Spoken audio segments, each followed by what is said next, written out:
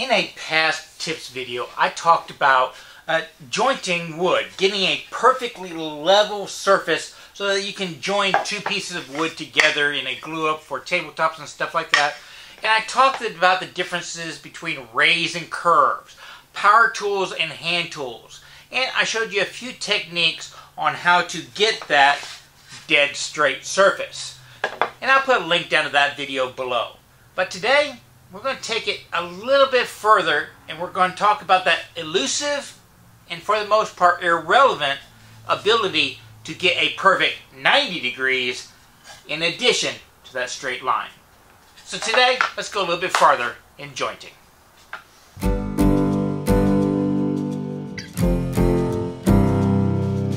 When you're jointing two boards, and whether or not you're using hand tools or power tools, getting a perfect 90 degree angle here is irrelevant if you can joint them together, because the included two boards will form a 180 degrees, and that will joint together just fine.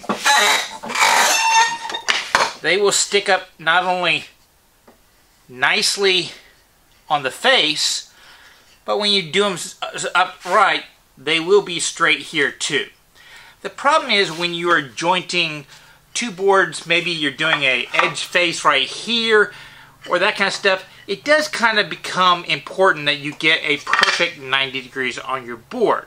And there are a couple different techniques you can do to use that. Now, in my raise and curve video, I talked about the advantages of putting a camber on your jointing plane, the hand plane. So you have the bottom of your sole right here. If you can get the blade to protrude at a slight angle, and I am wildly over exaggerating here, well, it allows you to adjust how much of wood you're taking off per pass at different areas along the board. So if you're jointing a board and you find it a little higher on one side than the other, well, then you can position your thumb right above the board, but on the side of the plane. You press down on the thumb, it'll keep your plane flat against this, but because the plane is taking a thicker shaving in the middle than on the edge, you will remove more from one side of the board than the other.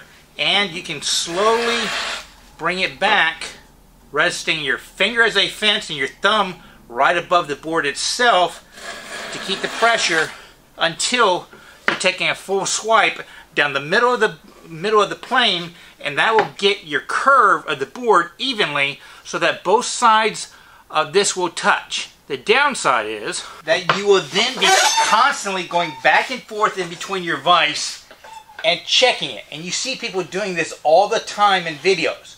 Now, I will tell you this.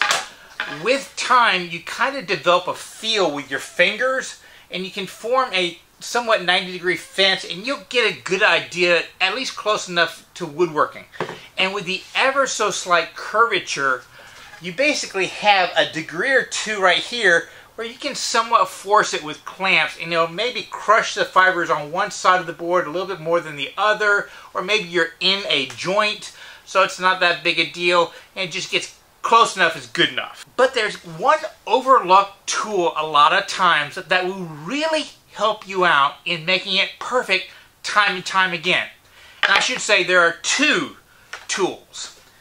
Your plane. Now, this is one of those cases where, in my opinion, modern day planes, especially those from Veritas and Lie-Nielsen, are much better than antique ones.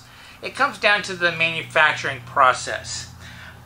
If you're really, really lucky, when you get a jointer plane like this number 7 Bailey's, I think this was made in the 20s.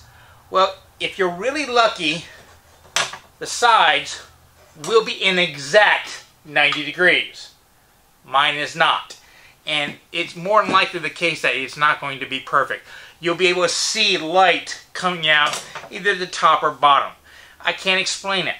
But I have yet to do that little test on any of the Veritas planes that I own or any of the Lie-Nielsens that I've played around with, that they just aren't dead perfect. Down from my block planes to these right here, especially the ones that they are telling you are good for shooting.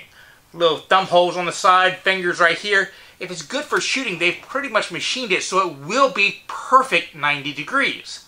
So you take that perfect 90 degrees in conjunction with a very flat workbench top, and you have yourself a jointing fence. You see, now you can take some kind of shim that will get your workpiece up off the ground a little bit so that it is close to the center of your plane height-wise, laying on its side.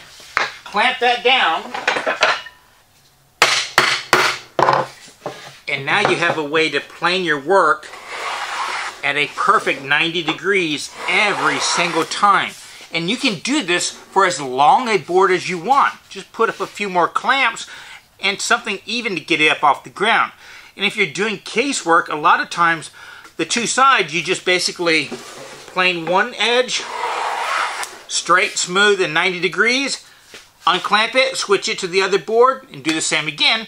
Or you can do both of those boards at the same time, just stack them one on top of each other.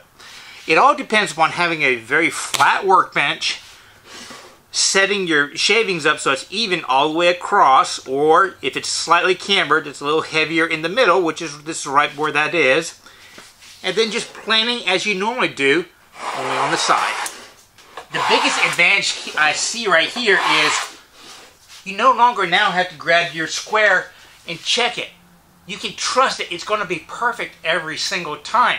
And if you're doing a lot of casework where you need a bunch of boards to bump up against the side or something like that, or to fit to the bottom of a dado for glue accuracy or dowel accuracy, well then you can trust this. I mean, this is one of those tricks that makes hand tools a lot of times faster than power tools. Just get on your bench and go. Well, I hope you enjoyed this little tip, and if you did, please like, favorite, subscribe, do all those social medias. I'm also trying to put more tips like this on my Instagram account in that 30 second to 1 minute format. So check that out also. And I want you to remember one last thing, that it is always worth the effort to learn, create shavings, and share it with others.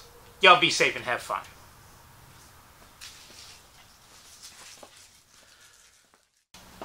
So for today's bonus, I want to talk to you about a great resource for inspiration that I use all the time.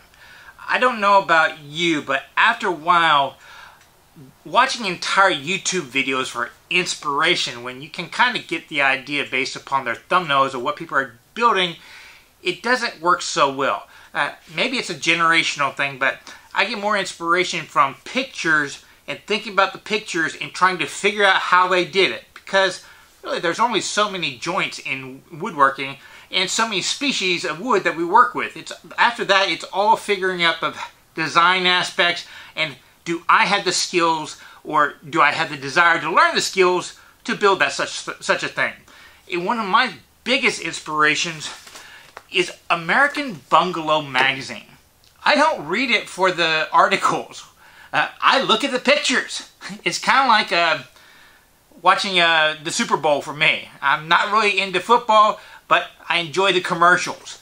And in this, it's the ads that are so great because this magazine kind of targeted that craftsman era of restoration projects and stuff like that. They do a lot of Stickley style, Mission style, and other Art Nouveau styles. And there's a unique, it's not Art Nouveau, it's kind of reminiscent of the airplanes in the 20s and 30s, the kind of aerodynamic look, and I'm forgetting the exact term of it, but that's kind of what I like in interpreting, imagining how I can interpret that into woodcraft.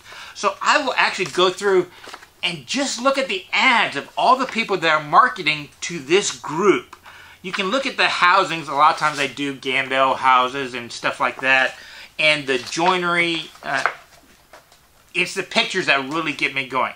So if you're at a newsstand, look in the home section for American Bungalow magazine and flip through it. I mean, you go through just a few pages, I can almost guarantee you're going to buy it just to keep a few copies around so that you can just dream about the stuff you could be building. If only you learned how.